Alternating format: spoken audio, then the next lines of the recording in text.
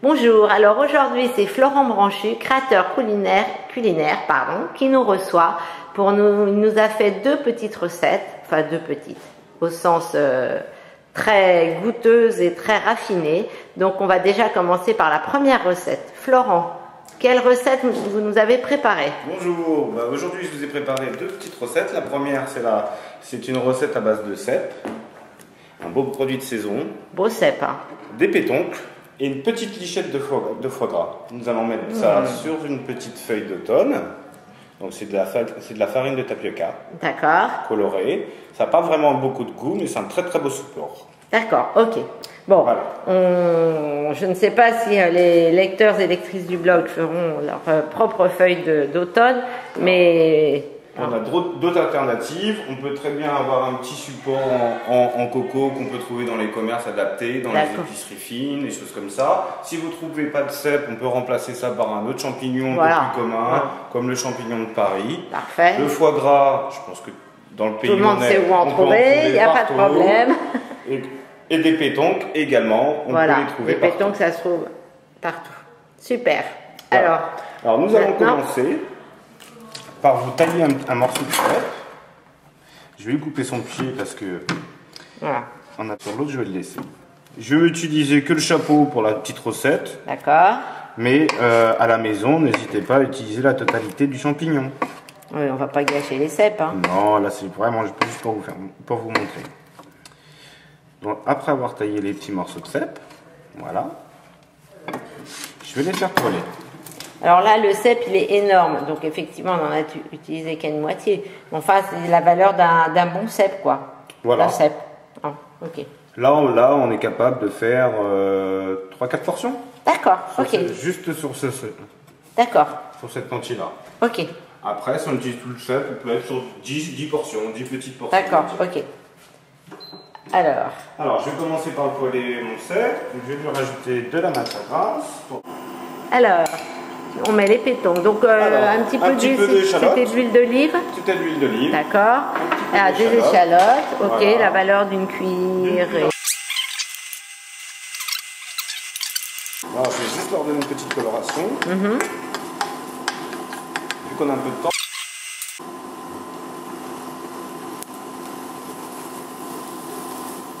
On évite de les mélanger pour l'instant. Hein. Oui, comme ça ils vont cuire chacun de leur côté. D'accord. Mais quand vous avez une grosse quantité, vous pouvez faire ça par étapes. On commence par les échalotes. On les retire. Voilà, on les retire et après vous passez par le cèpe. D'accord. Elles ne sont pas tout à fait cuites encore. Les cèpes, je vais bien les faire colorer. Juste colorer pour qu'ils restent bien moelleux.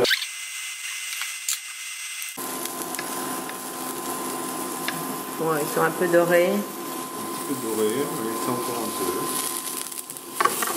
Un petit peu de matière grasse, de l'huile d'olive. Tu peux très bien faire ça avec du beurre, avec une autre huile. Oui. Je vous déconseille de mettre des huiles parfumées, noisettes, tout ça qui va perdre son goût à la cuisson. Ou commencer peut-être par le poêler au beurre et mettre après une petite finir.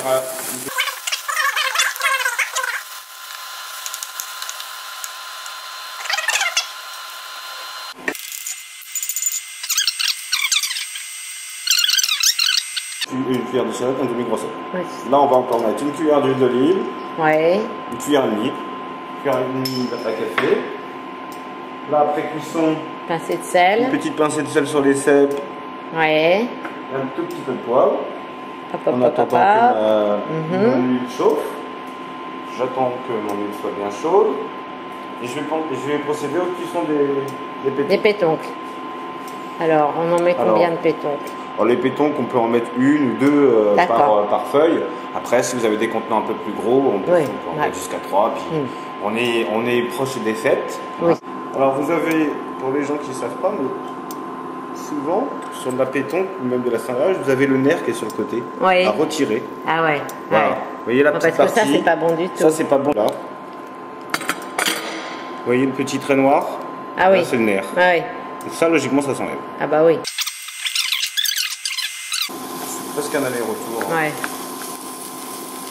Ça reste tendre. Elles sont bien homogènes. Hein.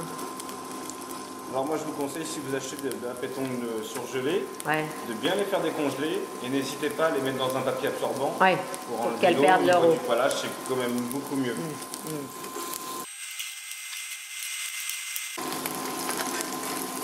Commence à colorer.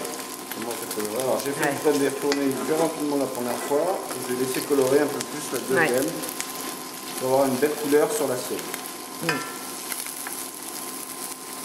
Bien colorées, belle coloration. Alors voilà, elles sont bien colorées. Voilà. Ah oui, on voit bien. Elles sont encore tendres. Hein. Les tranches. Hein.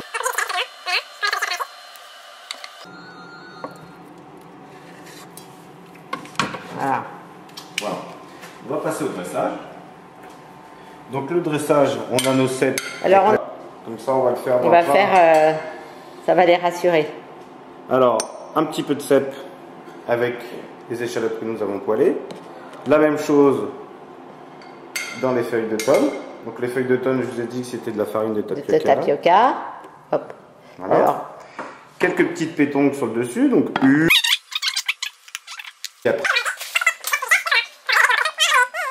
hop.